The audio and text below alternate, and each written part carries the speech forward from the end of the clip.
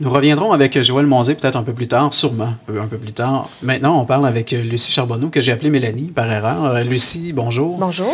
Lucie, vous travaillez directement au FOBO, donc c'est un centre d'aide pour le suicide. Exactement. Vous travaillez au téléphone? Oui. 1-866-APPEL, c'est le numéro Exactement. À faire dans le cas où on est rendu tellement loin dans notre dépression que c'est la seule solution. Comment ça se passe tous les jours? Comment ça se passe lors d'un appel? Est-ce qu'il y a une procédure? Comment vous le vivez? Un paquet de questions en même temps, mais comment ça se passe lors d'un appel, tiens? Ben, je peux parler un peu pour les gens qui vont nous appeler. Dans le fond, quand ils nous appellent, ils parlent directement avec des intervenants qui sont formés, qui ont les connaissances nécessaires pour connaître ce que c'est une crise suicidaire.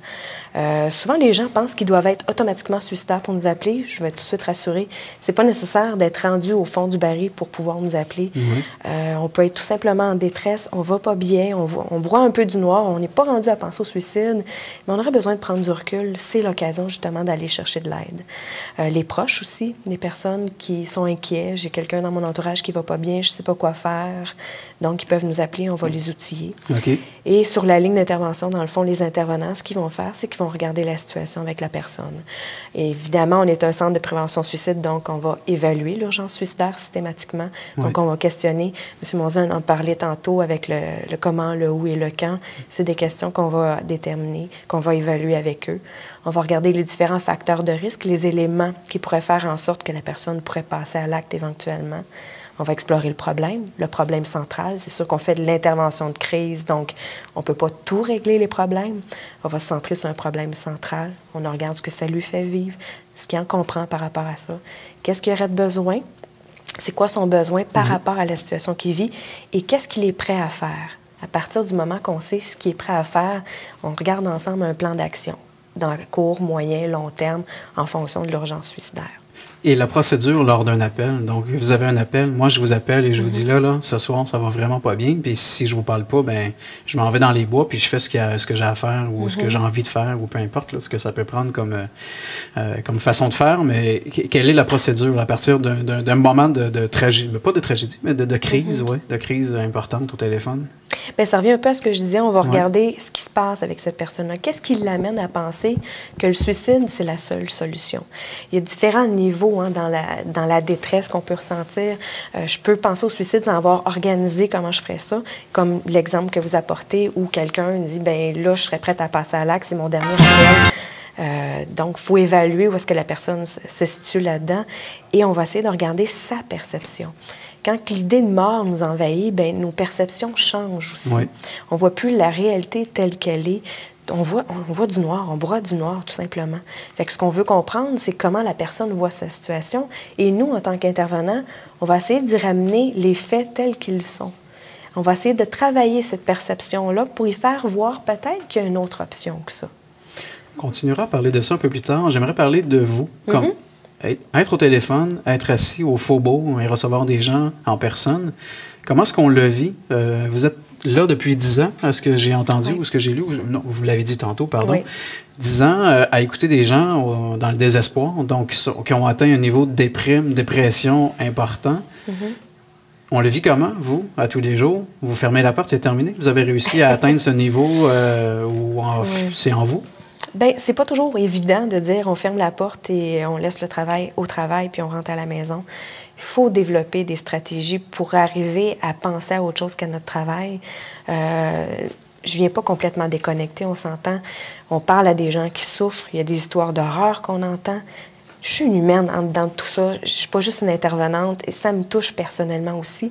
Mais je dois aussi trouver des moyens de me détacher de la souffrance des autres. Je peux être empathique sans devenir sympathique. Oui. Donc, il faut vraiment travailler à trouver des façons pour ma santé à moi, ma santé mentale. Oui. Trouver des façons de dire, bien, mon travail, c'est mon travail, je me donne à 100% quand je suis là, mais quand je suis chez moi, j'aime m'occuper de ma famille, j'aime m'occuper de moi, puis je fais telle chose pour m'aider. Il doit y avoir des moments où vous avez quelqu'un au bout du fil et vous avez envie de raccrocher, d'aller le rejoindre, de le prendre dans vos bras.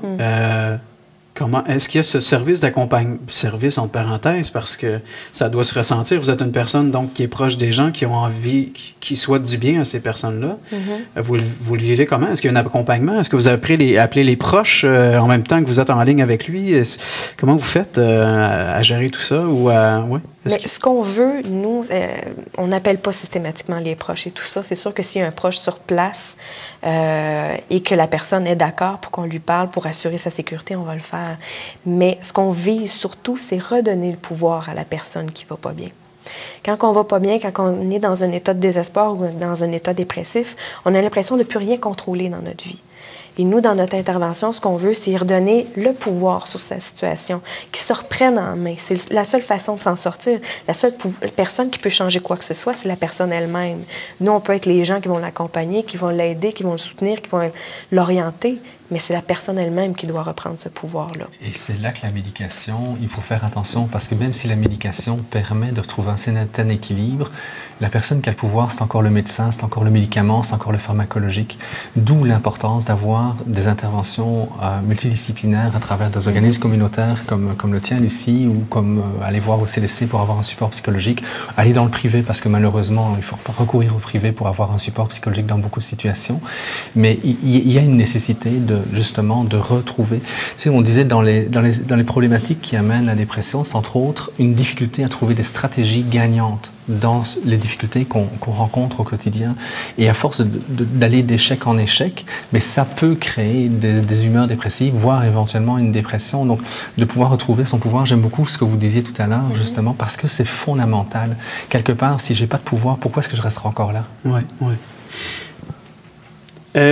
Quels sont ces établissements privés, publics qu'on peut aller? Je pense qu'on va avoir un listing, je ne sais pas si on va le voir. Vous suggérez, donc, il y a le Faubourg, mais il y a d'autres établissements. Il y a les C3S des Sommets un peu partout dans les Laurentides. Pas des Sommets, c'est les C3S un peu partout dans les Laurentides. Est-ce que vous êtes capable d'identifier certains endroits que les gens peuvent il y a plusieurs organismes communautaires qui peuvent aider en fonction de la problématique en tant que telle. On parle souvent, c'est sûr que dans les C3S, il y a des listes d'attente et tout ça. C'est le problème dans le réseau public, c'est gratuit, mais il y a une liste d'attente. Il y a certaines ressources privées qui peuvent aider, qui vont y aller avec des primodiques. J'ai en tête présentement Psychoservice, qui est à Laval. C'est un peu loin, oui, je sais. La clinique communautaire de psychothérapie qui est à Sainte-Thérèse. Il y a d'autres ressources aussi qui vont y aller à faible coût. Oui, c'est ça. C'est ce que j'allais dire. Est-ce qu'il y a des endroits à faible coût pour aider? Ils vont en fonction du revenu annuel de la personne pour déterminer le tarif de la thérapie. Donc, il y a plein de ressources possibles. On parlait de médication. Est-ce qu'il est possible de sortir d'une dépression légère, moyenne ou grave sans médication? Oui. Mais pour ça, en fait, ce qu'il y a, comme je disais tout à l'heure, il y a plusieurs zones dans le cerveau qui peuvent déclencher les mêmes symptômes. Donc, la médication n'agira pas de la même manière, aussi efficacement, si ce n'est pas la bonne zone sur laquelle le médicament travaille. Donc, ça, c'est la première chose. Par contre, il y a des expériences qui ont été menées pour regarder est-ce que, en cas de dépression où on a bien ciblé que c'était vraiment des vrais dépressifs, le médicament, la thérapie ou le sport cyclique, dans le sens que c'est de faire de la course à pied, c'est de la nage ou de la marche à un certain rythme pendant au moins une demi-heure à raison d'au moins 3 fois par semaine. Okay. Ça va avoir les mêmes résultats. La guérison revient au bout de 3 à 12 mois parce qu'on sait que la psychothérapie, elle aussi, va modifier les réseaux neurones dans le cerveau, ce qui va contribuer à la guérison. Et la même chose, l'activité rythmique cyclique peut libérer plus de sérotonine, entre autres, et va favoriser aussi une guérison. Donc les trois, en fait, vont être intéressants. Cela dit, ça dépend, qu'est-ce qui résonne pour la personne? Vous savez, un des problèmes que l'on a, c'est que beaucoup d'hommes n'ont pas d'expérience d'exprimer ce qu'ils veulent. Je ne sais pas quelles sont les statistiques, mais je pense qu'il y a plus d'hommes qui vont faire un passage à l'acte suicidaire que de femmes en tant que telles, parce que c'est un défi pour notre génération et les générations qui s'en viennent, parce qu'on n'a pas de repères en tant qu'homme pour pouvoir arriver à mettre des mots sur nos émotions. Donc, peut-être que l'homme va avoir plus de facilité à aller vers l'activité rythmique cyclique. Mais encore, s'il est trop abattu, il va falloir l'accompagner doucement. Et c'est peut-être du coaching à ce moment-là qui va dire, OK, vas-y doucement, OK, on recommence d'abord par 10 minutes, puis par 15 minutes, puis par 20 minutes. Ça prendra peut-être un mois pour avoir un profil d'entraînement, mais c'est peut-être ce qui va mieux répondre. Par contre, dans une situation pareille, il vaut peut-être mieux prendre un médicament pour s'assurer de ne pas faire un passage à l'acte qui serait tellement dommageable pour la personne en elle-même et pour son entourage, parce qu'il n'y a aucune mort qui en vaut la peine. Toute personne, quelle que soit sa nature, est importante. vous acquiescez sur le fait de faire du sport. C'est une méthode que vous suggérez aux gens que vous voyez? Ou? Effectivement, il faut trouver des stratégies pour se remettre, reprendre pouvoir sur notre vie, reprendre... Quand on est dans un état dépressif, on n'a plus le goût de rien. Ouais. Même sans être en dépression, quand on a un problème d'humeur, on n'a plus le goût de rien, il n'y a plus rien qui nous tente. On a tendance à plus s'asseoir, à s'isoler, à se refermer sur nous-mêmes. Et justement, le fait de pouvoir bouger, sortir de la maison, même si des fois, il faut se donner un petit coup de pied dans le derrière pour le faire, c'est bénéfique. Et parfois, c'est un chien, tu sais, quelque part. Tu dois sortir ton chien tous les jours, 2-3 Juste fois par jour. ça, Rien que déjà ça. Le contact avec l'animal peut être aussi très important parce que l'animal, il n'a aucune sollicitation. Il n'est pas en train de te demander de faire quelque chose. Il te demande juste à être aimé. Un peu de zoothérapie. Exactement. La zoothérapie peut aider aussi. Donc, d'aller se promener avec un animal, de faire des petites choses, jardiner, si c'est le jardinage qui est important. Aller se promener dans un bois. On est tellement chanceux dans les Laurentides. On a tout un environnement autour de chez nous qui coûte rien. Est-ce que vous avez revu le soleil illuminer les yeux de plusieurs d'entre eux, des gens qui vous ont appelé, des gens que vous avez accompagnés? Est-ce que le soleil revient pour plusieurs d'entre eux? Oui. Oui, mais de nouveau, ça ne vient qu'avec les changements de priorité. Si je ne prends pas conscience de qu'est-ce qui m'a amené dans ma dépression, la dépression risque de rester plus longtemps. Donc, l'introspection, arriver à comprendre qu'est-ce qui se passe dans ma vie qui fait que ça ne va pas bien, ça fait partie des solutions aussi. C'est ça que le médicament n'apportera pas nécessairement la solution, parce que le médicament risque de laisser la personne dans son environnement qui est pour la personne toxique. Ça ne veut pas dire que l'environnement n'est pas bon, mais pour la personne, elle a un rôle toxique. Donc, l'accompagnement va devoir être nécessaire. Comment... donc, vous n'allez pas jusqu'à la maison. J'allais encore en reparler de ça parce que je veux savoir comment ça se passe concrètement. Bon, on a la médecine et on a les gens de terrain. Comment ça se passe concrètement tous les jours? Encore une fois, j'ai envie de faire comprendre les gens que votre service est là pour les aider et que vous êtes vraiment à l'écoute et que vous êtes là pour les soutenir. Je ne sais pas ce que vous pouvez ajouter sur votre service que vous offrez. Bien, ce que je peux dire, c'est qu'on est ouvert 24 heures sur 24, 7 jours sur 7, donc disponible à tout moment. C'est sûr qu'on ne va pas à domicile, on ne fait pas de suivi non plus. C'est vraiment de l'intervention de crise. Donc, on part de la situation présente, dans le moment présent, puis on regarde ce qu'on peut faire avec ça. On mise beaucoup sur l'action, parce qu'on croit que en bougeant, en s'activant, en ayant un plan d'intervention, un plan d'action spécifique, bien, on peut s'en sortir.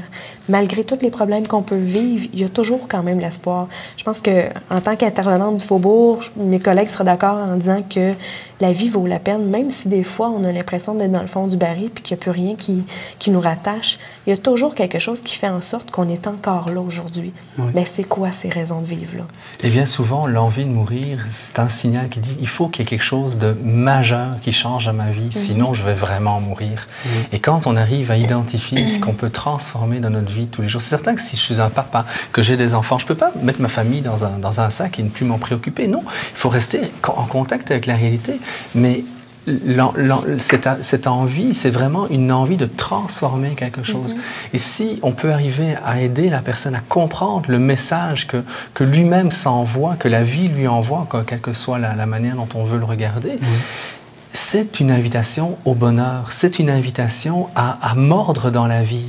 Mais mordre de la vie de la bonne manière. Oui. Donc, tantôt, quand tu demandais, est-ce qu'il y a de l'espoir? Oui, il y a de l'espoir. Le tout, c'est de trouver qu'est-ce qui fait du sens. Et moi, je trouve qu'un des outils intéressants, c'est de regarder c'est quoi les films qui me passionnaient quand j'étais adolescent, 12, 13, 14, 15 ans. Et bien souvent, à ce moment-là, au moment de l'adolescence, c'est une des raisons pour lesquelles c'est si difficile, c'est qu'ils ont plein de pulsions, ils ne savent pas dans quel sens elles vont aller, mais en même temps, ça parle de leur désir de réussir leur vie, de leur désir d'être heureux. Et les personnages qui jouent dans les films, justement, ça parle soit de tâches que les personnages vont faire, soit de processus dans lesquels ils vont le faire, et de pouvoir arriver à justement, tu sais, je donne un exemple. Footloose, ça a été un des films qui m'a le plus marqué dans mon adolescence. Qu'est-ce qu'il fait, le personnage de Kevin Bacon? Il essaie de ramener la danse, il essaie de ramener le plaisir de vivre dans une ville qui s'était éteinte suite au décès tragique des personnes. Donc, c'est d'être un agent de transformation. Et si moi je lis ça, je comprends ça, je peux agir. On a un outil que tu nous as remis, que vous nous avez remis en début d'émission, un outil que vous allez voir, un lien Internet qui va s'afficher sur l'écran. Lucie nous a remis un cahier que vous pouvez downloader, je cherchais le mot, télécharger. Alors, je vous invite à aller télécharger le document si ça vous intéresse, un aide à la dépression et au suicide. Merci à vous deux d'avoir été là. C'est déjà la fin de notre émission. À la maison, j'espère que vous avez apprécié ce moment avec nous cet après-midi. Alors, c'est partie remise à la semaine prochaine pour le Rendez-vous des Laurentiens Actualité. Merci d'avoir été là. Bonne fin de journée à tous. Au revoir.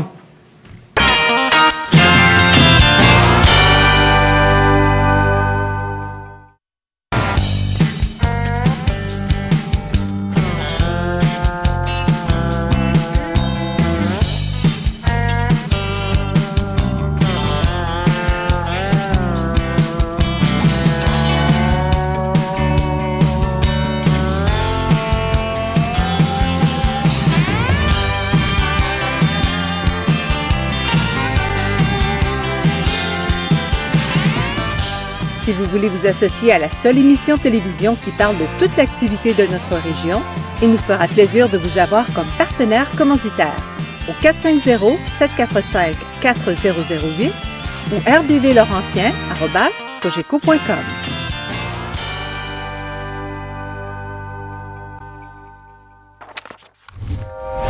Télé Cogeco, un service exclusif aux clients de Cogeco.